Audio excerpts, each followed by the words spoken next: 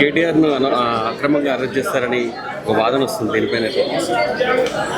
అంటే అక్రమంగా అరెస్టు చేయాలనే ఆలోచనతోనే అక్రమంగా కేసులు పెట్టే క్రమంలో సంవత్సర కాలంగా ఆలోచిస్తున్నాడు రేవంత్ రెడ్డి. కాబట్టి ఆయన పైశాచిక ఆనందం కోసం చేస్తాడేమో, కానీ అది న్యాయస్థానంలో నిలబడే కేసు కాదు. అక్కడ అవినీతి లేదు. 54 కోట్ల అవినీతి జరిగిందని రేవంత్ రెడ్డి అంటున్నారు. అంటే పచ్చకామలు ఉన్న వాళ్ళకి దేశమంతా పచ్చగానే అవపడ్డట్టు మామూలుగా ఎమ్మెల్యేలని కొనుగోలు చేయడానికి 50 లక్షల సంచితో దొరికిన ఆ దొంగ ఈరోజు మామూలుగా ఆరోపణలు చేస్తూనే ఉంటాడు. ఆ ఆరోపణలలో పస లేదు, వాస్తవం లేదు, ఆధారం కూడా లేవు. రేపు బయటపడుతుంది. డైవర్షన్ పాలిటిక్స్ అనుకోవచ్చు. కేవలం ఆడలేక మధ్యదారు అన్నట్టు పరిపాలన కొనసాగించలేక, ఇచ్చిన హామీలు నెరవేర్చలేక అడిగేటోళ్ళని ప్రతిపక్ష నాయకులు గొంతునొక్కే ప్రయత్నం ఇది. 6 గ్యారెంటీల అమలులో రైతు రుణమాఫీ పూర్తిగా చేసినామని చెప్తున్నారు రేవంత్ రెడ్డి. ఇవాళ ప్రజలకు పోయి చెప్పాలి. ఆఫీసులో 4 గోడల మధ్యలో కూర్చొని మేము వేసినామని చెప్పేసి మీడియా ముందు చెప్పడం కాదు. ప్రజలలో పోయి 4 ఊర్లో తిరిగి మీకు వచ్చిందా అని అడిగితే వాస్తవాలు ఏందో వాళ్ళు చెప్తారు. చేయాల్సింది ఎంత, ఆయన విడుదల చేసింది ఎంత, బ్యాంకర్లు ఇచ్చింది ఎంత, లెక్కలు ఉంటాయి కదా. ఆయనకు అనుభవం లేకనో అవగాహన లేకనో మాట్లాడి ఇంకా ఏదో.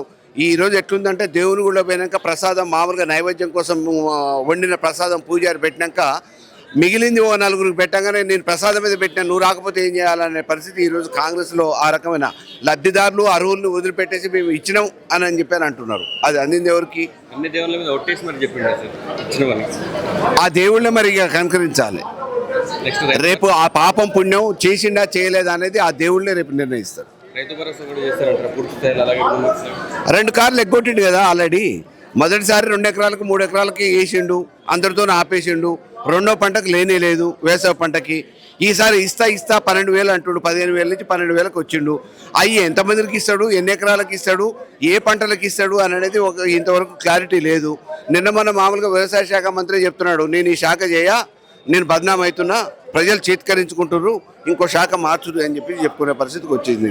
కాబట్టి ఇవాళ మా హామీలు నిలబెట్టలేక మేము బ్యాంకులో పెట్టిన 7,000 కోట్ల రూపాయలనే కాంట్రాక్టర్లకు చెల్లింపులు ఇచ్చి కమిషన్లు తీసుకున్న మహానుభావుడు రైతుల పొట్టగొట్టి ఎలక్షన్లప్పుడు నవంబర్లో మేము 7,000 కోట్ల రూపాయలు రైతు రుణమాఫీ కోసం పెడితే, రైతు బంధు కోసం పెడితే, ఎన్నికలప్పుడు మాకేడ పేరు వస్తుందో అని చెప్పేసి హైకోర్టుకు పోయి ఆపేసి ఎన్నికలు అయిపోయిన తర్వాత ఆ 7,000 కోట్లను ఏం చేసిండే కమిషన్లకి కాంట్రాక్టర్లకి ఇచ్చిండు. రైతుల నోట్లో మట్టు కొట్టిండు కదా. మరి అటువంటి నాయకుడు ఈరోజు ముఖ్యమంత్రి. ఏం చేస్తాం? ఒకవేళ నెక్స్ట్ కేటీఆర్ అరెస్ట్ అయితే పార్టీని నడిపించేవారు. ఇది ఒక వ్యవస్థ. కేసీఆర్ గారు ఉద్యమ నాయకుడు, వారి నాయకత్వంలో పెరిగిన కేటీఆర్ గారు. డెఫినెట్గా ఇది ఒక వ్యవస్థను నడిపేయడానికి యంత్రాంగం ఎప్పుడు ఉంటూనే ఉంటుంది. 2 రోజులు కుటుంబానికి దూరం చేస్తారేమో, మానసికంగా ఇబ్బంది పెడతారేమో కేటీఆర్ గారిని. అయ్యేది ఏం లేదు, జరిగేది ఏం లేదు. పార్టీ బాగానే పనిచేస్తుంది, ఏమి ఇబ్బంది లేదు. కేటీఆర్ గారు మళ్ళీ వస్తారు, ఆడి నుంచి కూడా ఆదేశాలు ఇస్తారు. ఇంతకుముందు జైళ్ళలో ఉండి నడిపించిన సందర్భాలు కూడా ఉన్నాయి. గాంధీ లాంటి వాళ్ళను ఇంకొకళ్ళను చేస్తే ఉద్యమాలు ఏమి ఆగలే. ఈరోజు అంతే. కేటీఆర్ మెయిన్గా ఉన్నారు కదా, కేటీఆర్ పాత్రను ఎవరు పోషిస్తారంటున్నారు నెక్స్ట్ పార్టీలో? ఎప్పటికప్పుడు రిక్రూట్మెంట్ ఉంటూనే ఉంటుంది. కేటీఆర్ గారి పాత్రను పోషించడానికి ఎప్పటికప్పుడు నిర్మాణం జరుగుతూనే ఉంటుంది. అదేం పెద్ద ఇబ్బంది లేదు. వారి లోటును కూడా తీర్చలేం. కేటీఆర్ గారి స్థానాన్ని భర్తీ చేస్తాం, వారి లోటును కూడా తీర్చలేం కదా.